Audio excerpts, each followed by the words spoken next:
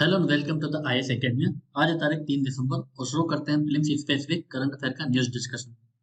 हमारी पहली news personality rights को लेकर है। पर्सनालिटी राइट्स क्या होते हैं?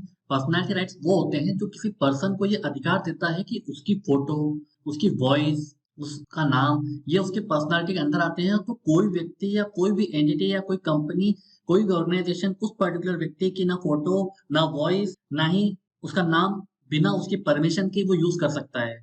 इसमें भी दो एस्पेक्ट है, ना तो वो कमर्शियली उस चीज का यूज कर सकता है उनकी पर्सनालिटी का, और अगर किसी तरीके का उसमें रेवेन्यू ना भी हो फिर भी उनकी प्राइवेसी होती है, तो भी आप उनके नाम, फोटो और वॉइस का इस्तेमाल नहीं कर सकते बिना उनकी परमिशन का।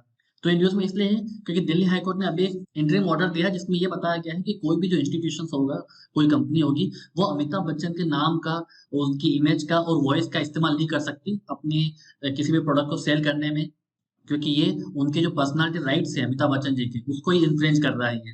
तो पर्सनालिटी राइट्स क्या है? Right of a person to protect his personality under the right to privacy और प्रॉपर्टी। मतलब एक तो अगर आप मान लो कमर्शियल पर्पज के लिए आप यूज नहीं भी कर रहे हो उनके नाम का या उनकी इमेज का, वॉइस का, फिर भी आप उनकी प्राइवेसी को तो हर्ट कर ही रहे हो। तो आपने देखा होगा कि आप जाओगे विलेज में तो वहां पर आपको कभी सिगरेट के पैकेट में उनका नाम दिखेगा, कभी आपको कोई पेप्सी कोला में उनका नाम दिखेगा, उनकी फोटो दिखेगी। तो इसका मतलब उनकी जो पर्सनैलिटी राइट्स का वो वायलेशन हो रहा है।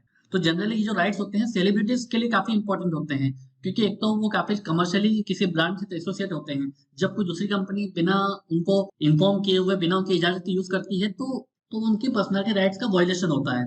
हालांकि अन्य देशों में अगर आप देखोगे तो ज्यादा कोई कानून है नहीं, बट यूएसए में अगर आप देखोगे, अमेरिका में, तो इसके लिए बहुत सख्त कानून है कि अगर आप कोई सेलिब्रिटी हो, आपके पर्सनैलिटी राइट्स प्रोटेक्शन बहुत ज्यादा अच्छा होता है वहां पर। अगर पर्सनैलिटी राइट्स देखें तो इसमें दो टाइप्स के राइट होते हैं। पहला, राइट टू पब्लिसिटी। इसमें क्या होता है कि आपकी जो इमेज होती है, आपकी जो वॉइस होती है, वो आपकी परमिशन या आपके किसी प्रकार के कॉन्ट्रेक्चुअल एग्रीमेंट के बाद ही यूज हो सकते हैं।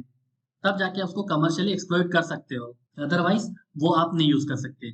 पर यहाँ पे ये चीज है कि यहाँ पे कमर्शियल हो रहा है, यहाँ पे आपका प्रॉपर एग्रीमेंट बनता है और तो आप यूज कर सकते हो। आपको एग्रीमेंट नहीं बनता है तो आप उसे किसी भी प्रकार का बिजनेस में या एडवर्टाइजमेंट में यूज नहीं कर सकते।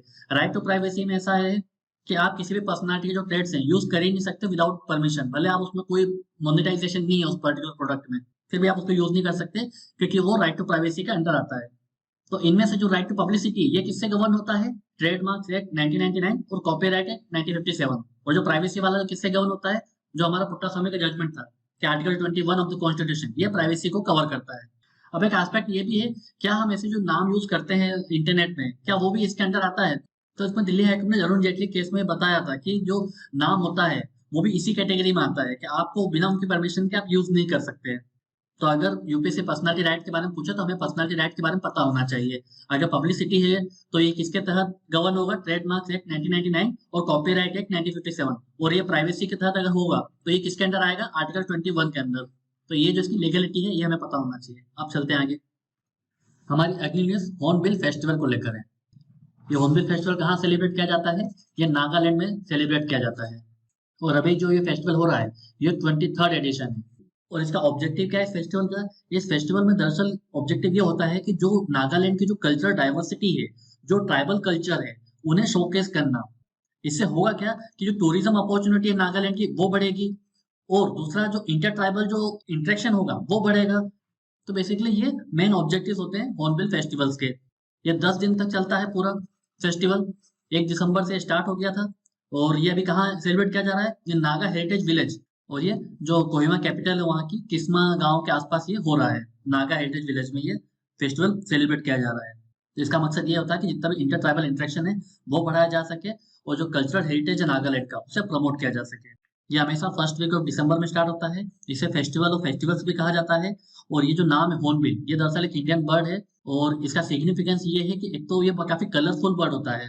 उसके बाद हॉर्नबिल का जो मेंशन है नागालैंड की सोसाइटी में, नागालैंड के कल्चर में काफी ज्यादा होता है। जो फोकलोर होता है उसमें काफी हद तक हॉर्नबिल का मेंशन रहता है। तो कल्चरली ये जो हॉर्नबिल होता है नागालैंड सोसाइटी के लिए काफी इंपॉर्टेंस रखता है। तो ये बेसिक फैक्ट हो गए हॉर्नबिल फेस्टिवल को लेकर जो यूपी से पूछ सकती है। अब चलते हैं आगे। हमारी अगली न्यूज इंडिया के पहले private space vehicle launch pad को लेकर है। भारत का पहला प्राइवेट स्पेस व्हीकल है ये। तो ये एक रॉकेट है, प्राइवेट रॉकेट है। इसके तहत हम जो सैटेलाइट है वो लॉन्च करेंगे लोअर अर्थ ऑर्बिट में। तो ये किसने बनाया है? ये जो स्टार्टअप है अग्निकुल कॉस्मोस, ये प्राइवेट स्पेस व्हीकल उन्हीं का होगा। इसके दो एस्पेक्ट है, एक लॉन्च पैड है, इसके साथ एक मिशन कंट्रोल सेंटर भी होगा। और ये कहाँ पे स्थित होगा? ये श्रीहरिकोटा के सतीश धवन स्पेस सेंटर में ये होगा। तो अग्निकुल ने जो लॉन्च पैड फैसिलिटी लॉन्च करी है, ये पूरी तरीके से डिजाइन और fully operated by Agnikul Cosmos होगा। इसमें एक लॉन्च पैड, एक मिशन कंट्रोल सेंटर होगा जो कि 4 किलोमीटर की दूरी पर रहेगा। और इससे जल्द ही एक अग्निबाण नाम का एक रॉकेट भी लॉन्च किया जाएगा। और ये जो अग्निबाण रॉकेट होगा, ये सेकंड प्राइवेट रॉकेट होगा, क्योंकि पहला था विक्रम एस। ये जो अग्निबाण रॉकेट है, ये 2 स्टेज लॉन्च व्हीकल है।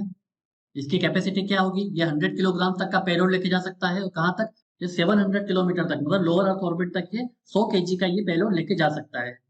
और इस अग्निबाण रॉकेट में जो इंजन लगा है उसे अग्निलेट इंजन कहा जा रहा है। ये 3D प्रिंटेड इंजन है। तो ये बेसिक फैक्ट हो गई। अगर यूपीएससी पूछते हैं तो आपको पता होना चाहिए, क्योंकि टेक्नोलॉजी जितनी भी आ रही है उसमें यूपीएससी जो न्यूज में रहती है उसे काफी क्वेश्चन फिल्म से आने की संभावना रहती है। अब चलते हैं आगे। हमारी अगली न्यूज डीजी यात्रा को लेकर है। क्यों न्यूज में है?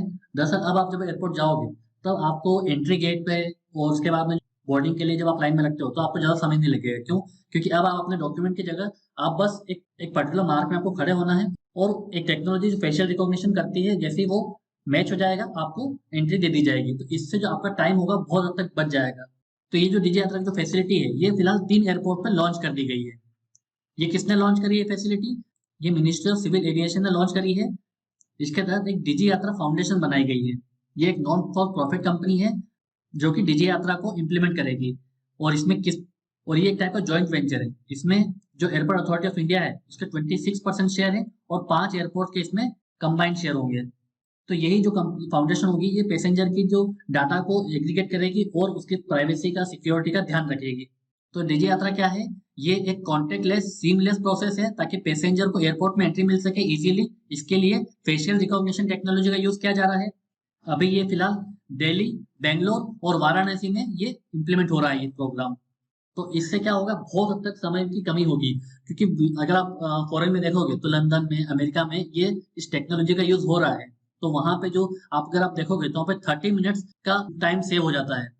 और इसमें प्राइवेसी का ध्यान रखा गया होगा, क्योंकि जो डाटा शेयर होगा वो इंक्रिप्टेड फॉर्म में होगा। और इसके साथ ही साथ ये जो डाटा होगा ये डिसेंट्रलाइज होगा। मतलब ये जो आपकी जो आईडी होगी, इसमें जो भी आपके फेशियल डाटा होंगे वो आपके फोन में सेव होंगे, और 24 आवर्स के अंदर आपकी जर्नी खत्म होने के बाद उस एयरपोर्ट से भी आपके इस फेशियल डाटा को डिलीट कर दिया जाएगा। तो इसमें प्राइवेसी और सिक्योरिटी दोनों का ध्यान रखा गया है। अब चलते हैं आगे।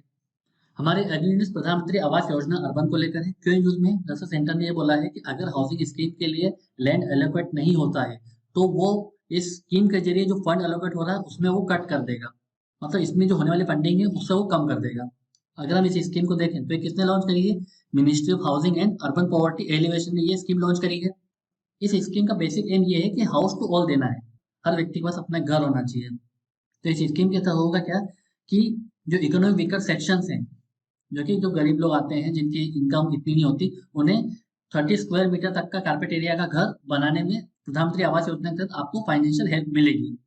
इस घर में आपको किचन, इलेक्ट्रिसिटी, टॉयलेट, जो बेसिक एम्यूनिटीज होती हैं वो अवेलेबल होगी। इसमें वुमेन एम्पावरमेंट का ध्यान रखा गया है, क्योंकि जो सब्सिडी दी जा रही है वो वुमन के नाम पे दी जा रही है। उसके बाद में अर्बन, आपको पता है कि जो हाउसिंग है उसके यहाँ भी शॉर्टेज देखने को मिल रही है। तो अर्बन सिटी में रहने वाले लोगों के लिए एक बेटर क्वालिटी ऑफ लाइफ देना है। सिक्योरिटी ऑफ टेन्योर मिल जाएगा आपको।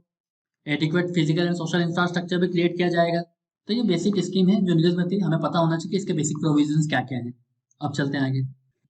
अब एक प्रीवियस क्वेश्चन देख लेते हैं जो 2019 में यूपीएससी ने पूछा था। Recently scientist observe the merger of giant black holes billions of lights year away from the earth. What the significance of this observation?